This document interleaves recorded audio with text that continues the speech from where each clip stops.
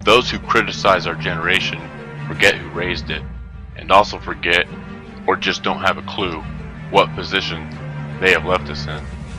So it is our turn now to fix what has been done, and we must stand up, and we must stand up quickly, for our next generation, for our grandchildren, before it's too late. So I just want to ask you one question, and that question is, what does freedom mean to you?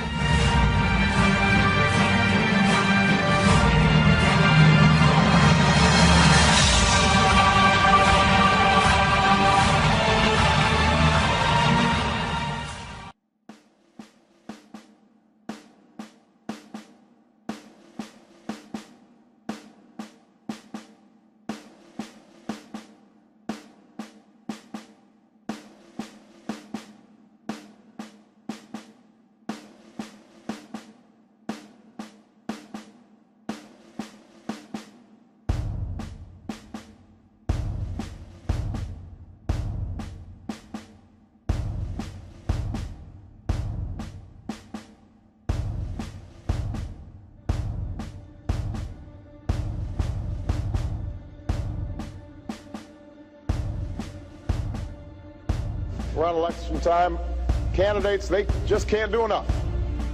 They'll promise you anything. They'll give you a long list of proposals. They'll even come around with TV crews in tow and throw back a shot and a beer. I will promise you this, that if we have not gotten our troops out by the time I am president, it is the first thing I will do. I will get our troops home. We will bring an end to this war. You can take that to the bank.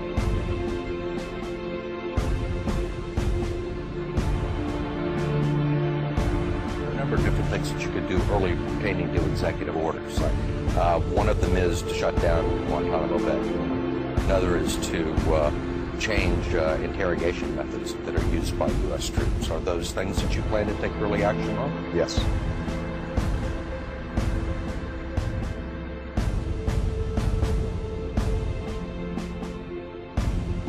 But if those same candidates are taking millions of dollars in contributions from the PACs and the lobbyists, ask yourself, who are they going to be toasting once the election's over?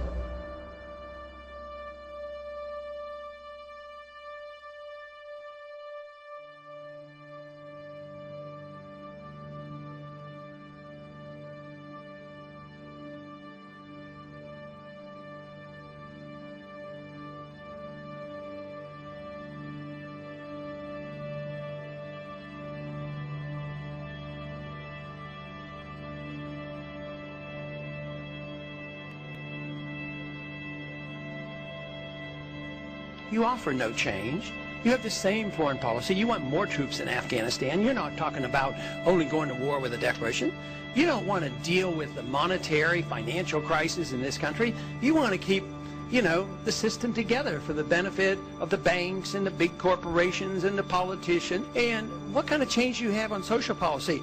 Do you care about sick people using marijuana? I mean, have you come out for that? He doesn't want change. He wants the status quo. And quite frankly, I am not expecting the troops, regardless of whether Obama wins, that they'll be home in 16 months. And that is just pure political talk. You can take that to the bank. I, Barack Hussein Obama, do solemnly swear to preserve, protect, and defend the Constitution of the United States.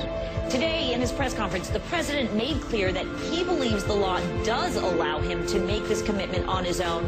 Listen to this for a moment, if you would. I'm not a Supreme Court justice, so I'm not going to put my constitutional law professor hat on here. Do I think that our actions in any way violate the War Powers Resolution? The answer is no. So I don't even have to get to the constitutional question. Preserve, protect, and defend the Constitution of the United States. So I don't even have to get to the constitutional question. Simply, sir, what's your reaction? That's a horrible statement. He should get to the Constitution. He doesn't have to be a constitutional lawyer. You take an oath of office to obey the Constitution. If we don't know what it says, how can we take the oath? The Constitution is very clear. You don't go to war without a declaration. you sit down with your attorneys and tell you what you have to do, but obviously the President of the United States has to do what's in the best interest of the United States to protect us. Well, this idea of going and talking to attorneys totally baffles me. Why don't we just open up the Constitution and read it? And the Constitution is the law of the land, and we don't have to be constitutional lawyers to understand that. We don't need lawyers to tell us what to do and not to do, because we shouldn't be in office if we don't understand what the Constitution says. It's plain and simple. I agree now with Ron Paul more than I did in 2008, and we have a choice, and I think this is the choice that's going to happen to us. You can't live in this middle ground with our Constitution. You can't. You either embrace the Constitution or shed the Constitution. And Ron Paul is the closest to our founders out of anyone up there. Our economy seemingly on the brink of collapse. High unemployment sticking around. New foreclosures jumped 20%. Fallout from the debt crisis. 7 million jobs lost. The nation's debt keeps surging. Change has come to America. The concept of TARP, I was willing to go along with it. I think there is need for economic stimulus. I signed a letter with Democrat. Act. Where are the people that say all of this stuff is socialism? Government's too big. The role of government ought to be for the protection of liberty, not for the intrusion in economic affairs. We've spent too much, we tax too much, we borrow too much. It's bankrupting this country. I've been talking about these problems for a long, long time. Now we're bankrupt, and we have to decide which way we're going to go.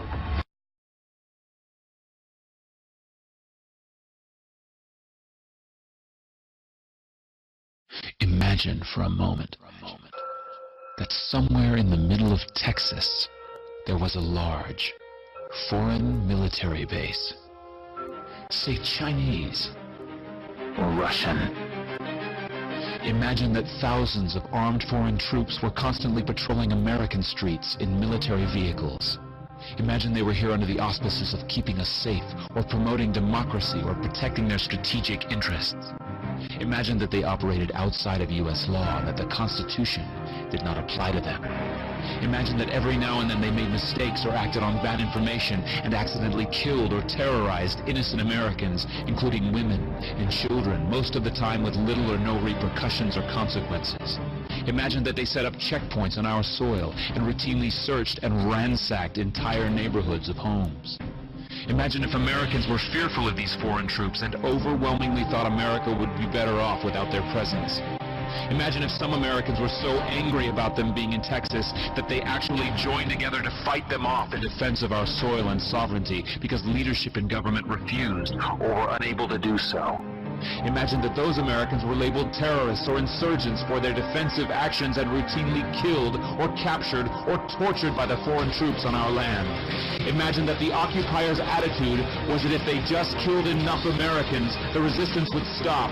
But instead, for every American killed, 10 more would take up arms against them, resulting in perpetual bloodshed. Imagine if most of the citizens of the foreign land also wanted these troops to return home. Imagine if they elected a leader who promised to bring them home and put an end to this horror. Imagine if that leader changed his mind once he took office. The reality is that our military presence on foreign soil is as offensive to the people that live there as armed Chinese troops would be if they were stationed in Texas. Shutting down military bases and ceasing to deal with other nations with threats and violence is not isolationism. It is the opposite. Opening ourselves up to friendship, honest trade, and diplomacy is the foreign policy of peace and prosperity.